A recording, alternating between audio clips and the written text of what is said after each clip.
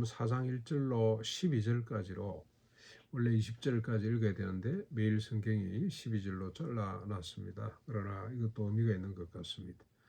예수님이 천국 비유를 아주 쉬운 비유를 들어 천국의 비밀을 아주 쉬운 비유를 들어서 설명을 합니다. 그 유명한 씨 뿌리는 비유입니다. 그 내용을 간단하게 정리하면 첫 번째는 길가에 떨어진 씨가 있는데 새들이 와서 쪼아 먹어버렸습니다.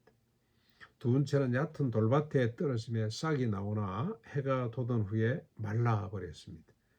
세 번째는 가시들기에 떨어졌기 때문에 가시가 기운을 막아서 자라고 결실하지 못하게 만들었습니다.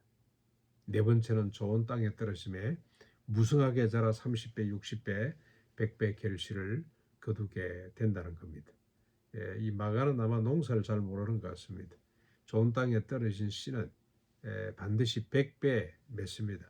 잘못되면 60배, 완전히 실롱을 냈다, 완전히 농사를 망쳤다 그러면 30배를 거두는 건데 마가는 지금 거꾸로 좀 해놔놨습니다. 뭐 그게 중요한 게 아니고 이런 네 가지 종류의 씨 뿌림이 있다 하는 겁니다.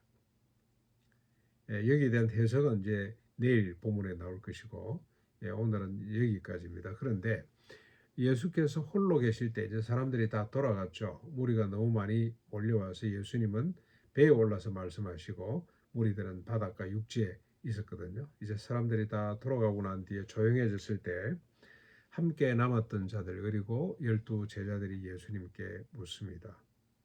비유가 뭘 의미하는 겁니까? 라고 물었더니 예수님께서 대답을 합니다. 하나님의 나라의 비밀을 너희에게는 주었으나 외인에게는 주지 않았다. 왜 그러냐? 그들이 듣고 깨닫고 돌이켜 회개할까 구원받을까 합니다. 그렇게 말씀을 하셨습니다. 무슨 말입니까 이게? 그러면 그 사람들 선택받은 사람에게는 이게 이제 선택 교리로 갈 수 있습니다만은 선택받은 사람은 비유를 깨닫게 하고 선택받지 못한 사람들은 깨닫지 못하고 하나님이 이미 정해놓은 거 아니냐 이런 생각을 할 수가 있습니다만 여러분 그런 뜻이 아니고 여러분 한번 보십시오. 예를 들어서 천국의 비유 가운데 또 하나가 아침 7시에 온 사람이나 오후 5시에 온 사람이나 동일한 임금을 주는 거거든요. 이해가 됩니까? 잘 못해요. 저희 농원학교에 서울의 유명한 기독교 대안학교 그 아이들이 얼마나 실력이 좋던지 모든 대화는 영어로 합니다. 영어. 수업도 뭐 수업은 말할 것도 없고 서로 놀면서도 영어로 대화를 하는 것이 그들의 실력이었어요. 그런데 그 학교에 홈페이지 들어가 보니까 목표가 교육 목표가 학교에 지향하는 방향이 어디냐? 하나님의 나라와 하나님의 의를 구하는 그런 학교라고. 너무 반가워서 제가 물어봤어요. 하나님의 나라가 뭐냐고 물었더니 아무도 대답을 안 해. 중학교 1학년부터 고등학교 3학년까지 와 있는데 아무도 대답을 안 해요. 그래서 제가 설명을 내서 하나님의 나라는 이런 것이란다. 아침 7시에 온 사람이나 오후 5시에 온 사람이나 동일한 임금을 주는 나라가 하나님의 나라란다. 그랬더니 중학교 1학년짜리 하나가 눈을 크게 뜨고 저에게 말을 했어요. 불공평해요.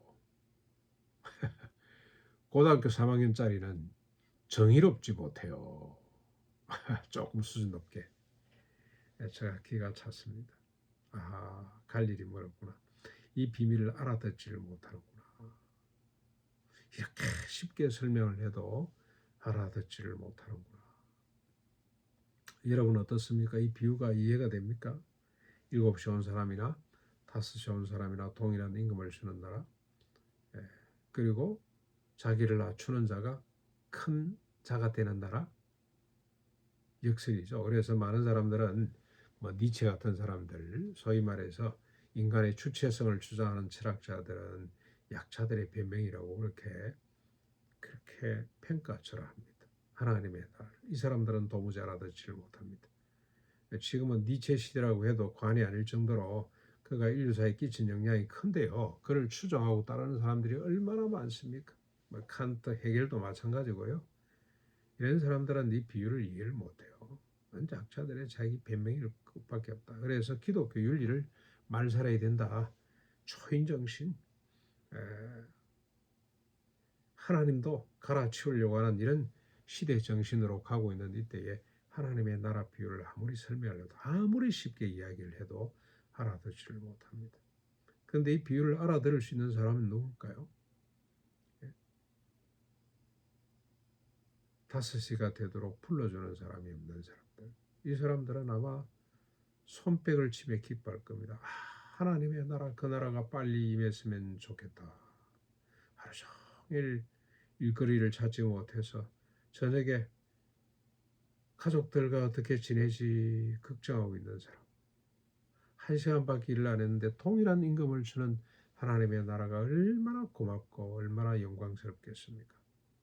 그런 사람들은 이 비유를 금방 알아듣죠. 그래서 여러분, 중심부에 있는 사람들, 소위 말해서 정신적으로, 육신적으로 부한 사람들, 스스로 어렵다고 생각하는 사람들은 하나님의 나라를 아무리 쉽게 설명을 해도 못 알아듣습니다. 그러나 가난한 자, 정신적으로, 육체적으로, 물질적으로 가난하고 병든 자, 소외된 자들은 하나님의 나라 비밀을 쉽게 이해할 수가 있습니다. 우리는 하나님의 나라 비밀을 아는 자들이죠. 이 말씀대로 살아서 그 비밀을 우리가 잘 듣고 실천함으로 말미암아 30배, 60배, 100배 결실을 거두는 복을 누리는 아름다운 삶이 될 수 있기를 주님의 이름으로 축원합니다.